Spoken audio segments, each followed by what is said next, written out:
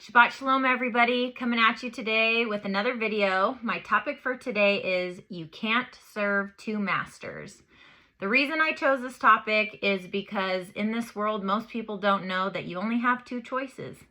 The Bible is very clear that you can only choose Yah or you're going to choose the God of this world. So we're going to kind of go over that a little bit today, and let's get started. The first two verses I'm going to address are almost identical. The first one is Luke 16:13 and Matthew 6:24. Since they're so similar, I'm just going to read one, and then if you want, you can look at the other one yourself. Here you go. Matthew 6:24. And it says, "No one can serve two masters. Either you will hate one and love the other, or you will be devoted to one and despise the other. You cannot serve both God and money." You pretty much get two choices, plain as day. So from there, if we really want to address the fact that you only get two choices, let's talk about who's the God of this world. And for that, we're going to go to 2 Corinthians 4:4. 2 Corinthians 4:4.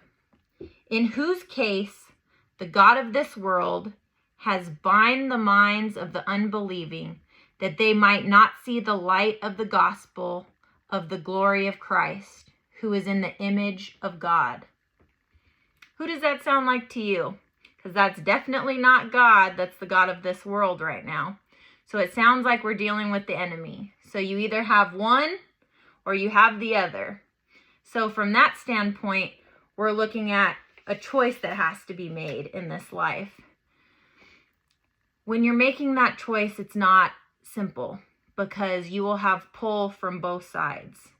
When you are dealing with Christianity, you see the things that you should be doing, and then you see the things that the world does, and there's pull both ways, which makes it very difficult. But in that struggle, as we go through, it's important to remember that God wants us to hate this world. This world is not for us. This world is temporary, and we need to focus on the fact that that is not why we're here. We're here to do His work. We're here to be His servants. We're here to do whatever it is that He has for us in spreading His gospel. And so let's go to 1 John 2:15 through 17 in order to talk about the fact that we are supposed to hate this world.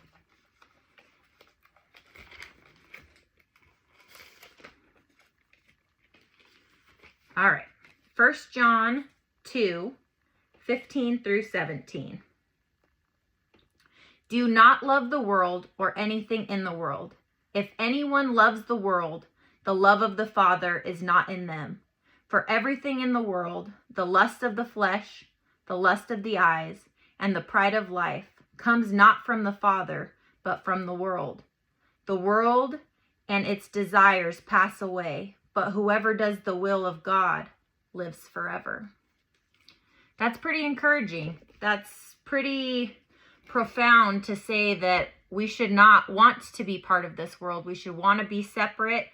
We should want to stand out. We should want to guard ourselves from the things of this world, just like the word says.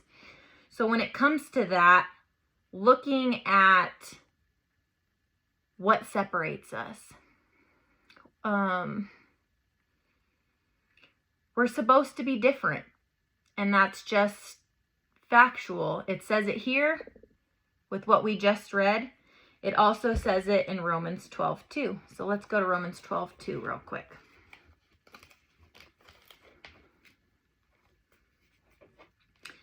Romans 12:2.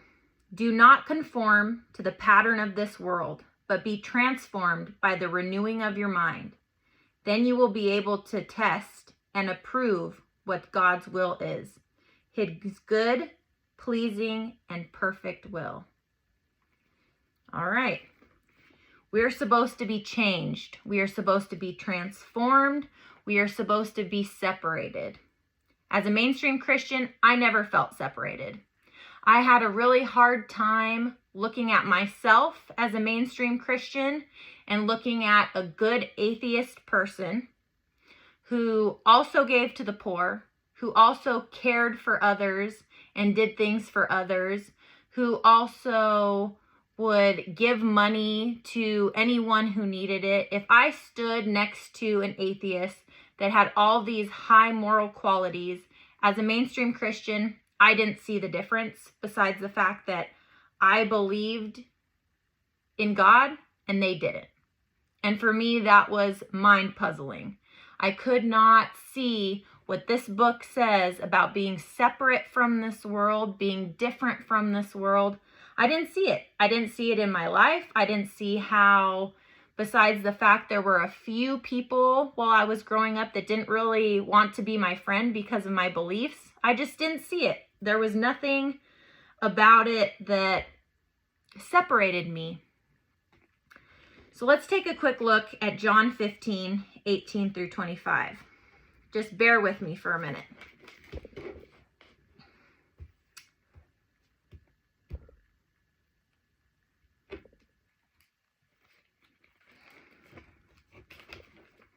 All right, John 15, 18 through 25. If the world hates you, keep in mind that it hated me first. If you belong to the world, it would love you as its own. And you do not belong to the world, but I have chosen you out of the world. That is why the world hates you. Remember what I told you. A servant is not greater than its master. If they persecute me, they will persecute you also. If they obeyed my teaching, they will obey yours also. They will treat you this way because of my name, for they do not know the one who sent me.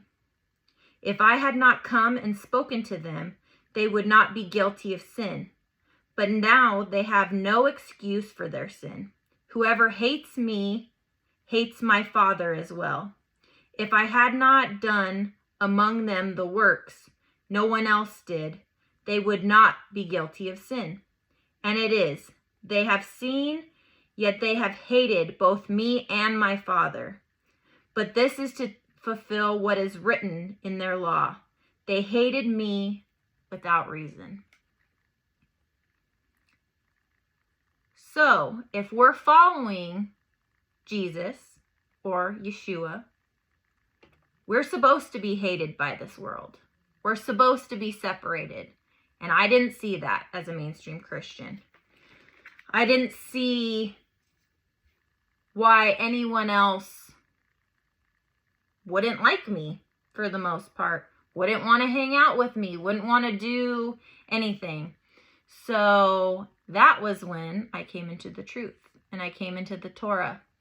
And when I found out that we were supposed to be keeping these laws, and when I found out that we're supposed to be going by the dietary law, and we're supposed to be keeping the Sabbath day exactly how we're supposed to on Saturday and how Yah tells us to, I started to see a separation. And I especially saw a separation when it came to not keeping the world's holidays, but keeping Yah's holy days. I not only felt it with my marriage at first, because my husband did not come into the truth at the same time as me, but I felt it in my family. I felt it with my friends. I felt it with my coworkers. There was no way that I could get around the fact that I was now different. I was seen as different. Others did not understand. Some people didn't even want to hang out with me anymore because they just couldn't understand how I could choose to live my life this way for God, and that it really be that different than everything that everybody else does. And so for me, that was the light. That was the truth. That was seeing exactly what Jesus came and said about himself and his people, that there would be that separation. I saw it and I felt it in every way. And I knew at that point that I was on the right path, that I was starting to see the truth, that exactly what Yeshua came here and said, he did, and his people would be treated a certain way for that. I felt that at that point in time. So, making that choice, there is the separation, which is exactly what we are expecting as his people. As his people, we now know what sin is. If you go to 1 John 3:4, it tells us exactly in the Bible the definition of sin. The sin is transgression of the law. This is what helps us keep our boundaries. This is what helps us determine how we should be living our life. And so the fact that in mainstream Christianity, everybody is telling you, oh no, the law's done away with. Oh no, we don't need to be doing that. Jesus said we didn't have to do that. He said, if you love me, you will keep my commandments. So let's go to 1 John 5:18 through 19. 1 John 5:18 through 19. We know that anyone born of God does not continue to sin. The one who was born of God keeps them safe, and the evil one cannot harm them. We know that we are children of God, and that the whole world is under the control of the evil one. That's pretty clear. It's saying it right there that we are using the law in order to guide us what is sin, what is not sin, and that everyone else who is not partaking in keeping his ways and moving forward is partaking of the enemy of this world, and that they are not on the same path. They are not on the same track. It is very easy to be sucked into this world, to be sucked into all of the things that your friends do, your family does, especially if it affects your marriage. It's not an easy thing. But no matter what, if you know the truth and God has opened your eyes to the fact that his Torah is the way for his people, then you need to choose him, no matter what. All right, go home, read these verses, write a comment, let me know what you think. All right, Shabbat Shalom.